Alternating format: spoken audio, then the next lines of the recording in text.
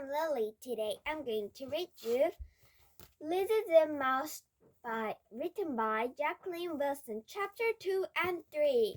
I didn't read you Chapter 2 and 3, so I will read you today. Chapter 2. I didn't say a word when I had my breakfast. I didn't say a word when I got washed and dressed. I didn't say a word when I packed up my books and my crayons and my stickers and my school bag and my washing things and my hairbrush and all my underwear and my t-shirts and shorts and trousers and jumpers and my duffel coat and my welly boots. I didn't even say a word when Mom threw my old cozy dressing gown and last year's party dress and my school uniform in the rubbish bin. Mom said my dressing gown was all stained and my party dress was so small it showed my knickers, and I'd be going to a new school after the summer holidays with a different uniform. I felt stained and small and different in the car with Sam and Rory and Jake. They came to fetch us and help us with all our luggage. It's going to be lovely living in a house instead of that crummy little flat, said Mom. Won't it be great to have a garden, Lizzie? You can play football with Rory. Well, I usually play football with the boys next door, said Rory, but I suppose Lizzie can join in if she wants. I didn't want, but I didn't say anything. You will like the swing, Lizzie, said Mom. Imagine having your own swing. It's my swing, said Jake. But you won't mind sharing it with Lizzie, will you? Said Sam. Jake looked as if he minded a lot. I didn't want to go on his silly old swing anyway, but I didn't say anything. I don't have to share my bedroom with Lizzie, do I? Jake asked suspiciously. Because there's no room, not with all my beanie babies and their special beds. They weren't real beds, Jake said. Jake had 13 shoe boxes with paper tissues for bed covers. Mom acted like she thought this was sweet. I thought it was stupid, but I didn't say anything. I've got all my football Avengers and my rock collection and my warm garden in my bedroom, Rory said quickly. I wouldn't mind sharing my bedroom with Lizzie, but I have to warn her that the worms wiggle around a lot. They could just end up in her bed. I decided I'd mind that very, very much indeed, but I didn't say anything. I stood close to Mom. She knew I wanted to share her bedroom, but she had Sam now. Lizzie can have her very own special bedroom, said Sam. We can turn my study into Lizzie's room. My computer can easily fit into our bedroom. There, aren't you lucky, Lizzie? Said Mom. I didn't feel at all lucky. I wonder what sort of bedroom would you like, Lizzie? You can choose the color for the walls, and we will get two curtains and a velvet to match, said Sam. What about pink? Pink's a bit girly, said Mom. How about red, Lizzie, or purple? I like pink, but I didn't say anything. Sam painted the walls purple, and Mom bought red and purple checked curtains and a matching velvet. Sam bought a real little red armchair and a purple fluffy rug. There, isn't it lovely? What do you say, Lizzie? said Mom. I didn't say anything. Why don't you ever say anything, Lizzie? said Rory. It's like you've got a zip across your mouth. Lizzie Zipmouth, said Jake giggling. Can't you talk at all? Don't call Lizzie silly names, said Sam. Of course she can talk. She's just feeling a bit shy at the moment. He looked around my new bedroom. How can we make it a bit more homely for Lizzie? What about your toys? Shall we spread them around a bit? I didn't have that many. They all fitted neatly in a drawer. I wish I still had Flying Barbie, but she got left behind when we ran away from that first stepdad. I hope she managed to fly out the window away from him. I wish it was time to leave this second stepdad. He was being jolly and friendly, but he changed soon. I was still waiting for the shouting to stop. I was sure he was just pretending to be kind. I wasn't so sure about Rory. Maybe he really was kind. He stuck one of his Manchester United poster up on my bedroom wall. There, it's the right color, he said. Sam wanted Jake to give me one of his Beanie Babies. Jake didn't want to be kind. They are mine, he said. I don't want to give them to Lizzie Zipmouth. Hey, stop the name calling, said Sam. What about the little purple teddy? He'd like to live in Lizzie's room. No, he wouldn't, said Jake. He'd hate it. I hated it in my bed, my room too. Or that bright red and purple hurt my eyes. I opened up my new wardrobe and shoved myself inside. It was lonely in the wardrobe. I put my slippers on my hands and made them do a dance in the dark, but I couldn't think of any other games I could play. After a while, I heard Rory calling for me, and then Mama said, and even Jake, Lizzie, Lizzie, where are you? Lizzie's a mouse? They shouted and shouted and shouted and shouted. I still didn't say anything at all. I kept my mouth well and truly zipped. Chapter 3. I got a big trouble with Mom when she found me. She was very, very cross because she thought I'd run away. She shouted at me. Sam didn't shout at me. I was surprised. But maybe he wanted me to run away.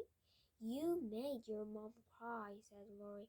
You're ever so naughty, Lizzie Zipmouth, said Jake. Mom wanted me to say sorry to everyone for hiding in the wardrobe. I wouldn't say anything, so I got sent to bed without any tea. I decided I didn't care one bit. But then Sam knocked on the door and whispered my name. He came into my room. I hid under the bed. I was sure he was going to shout now, but he didn't say anything at all. Long after he'd gone, I peeled out my bed, purple to match my bedroom. He'd left a big chocolate bar beside my bed, purple to match my bedroom.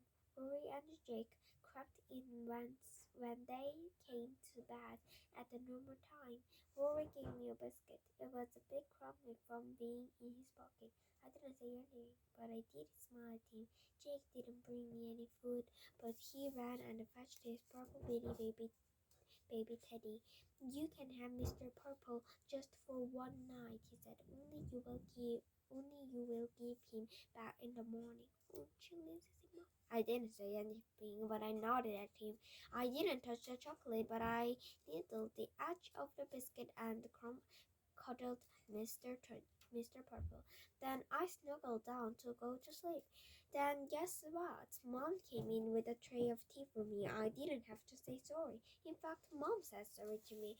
She gave me a big cuddle and she cried. She promised she'd never ever get cross again. But as I said, I don't always believe Mom's promises. The next day was Sunday. Mom and I used to have lovely fun Sundays when we were just a family of two. We'd lie in the bed late and play bears and in caves under the bed covers, and once Mom let me take a jar of honey to bed with us, and she just laughed when the sheets got all sticky. Mom liked reading the newspapers all morning. I liked drawing all the papers, giving all the ladies in the photos mustache and men long dangly earrings. Then we had a picnic lunch in the park. We even had picnics when it was rainy. We didn't care. We just said it was lovely weather for ducks and went quack, quack, quack.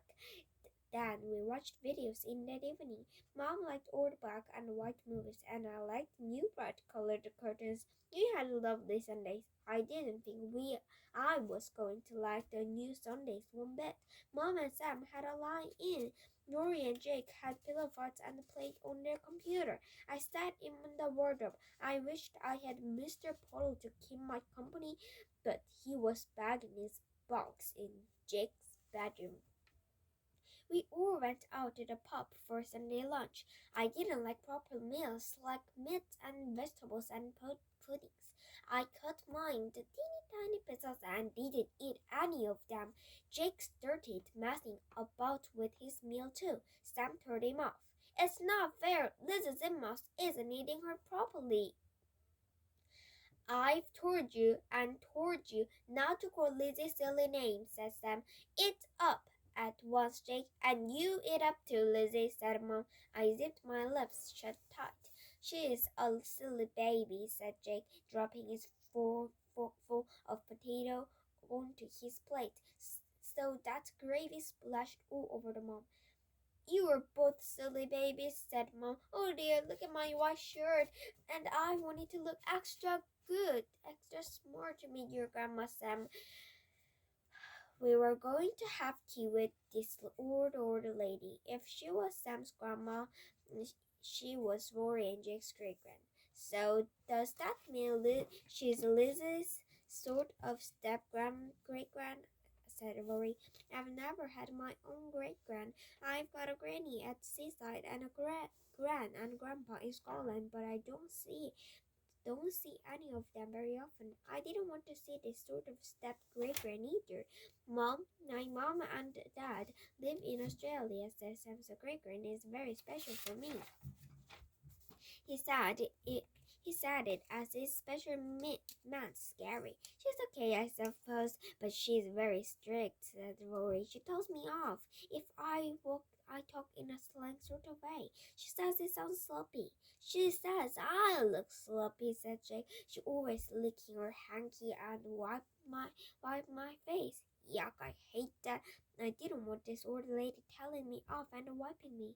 I looked at Mom. Mom looked as if she was worried about being told off and wiped too. Great-grand lived in a big block of flats. I hoped she might like right up at the top, but she lived on the ground floor. Sam said it was to save her legs. I wondered if they were swearing out. Perhaps they were about to snap off the socket like an old door. Great-grand looked a bit like an old door. This strange stiff little lady came to the door. She had very black hair and combined so tightly into place it made her eyes pop. She cracked when she bent to hug Rory and Jake. She didn't hug me. She just looked me up and down. She looked Mom up and down too. It's lovely to meet you, said Mom. Great-grand didn't look as if she thought it was lovely at all. Say hello to Rory and Jake's great-grand, Lizzie, said Mom, though she knew I wouldn't. I didn't. I stared at the doormat. He said welcome. The doormat was telling fibs. Great-grand topped. Well, you'd better come in, she said. Mom held my hand tight and we stepped inside. Dear, wipe your feet. Watch my veg carpet, said Great-grand, fused. But I wasn't watching her carpet. I was staring all around the walls in the dance. Hundreds of shining eyes were staring back at me. And look at this. Mom has this dirty thing on her shirt. Bye. Tomorrow I'll read chapter 4 and the last chapter, chapter 8. Bye.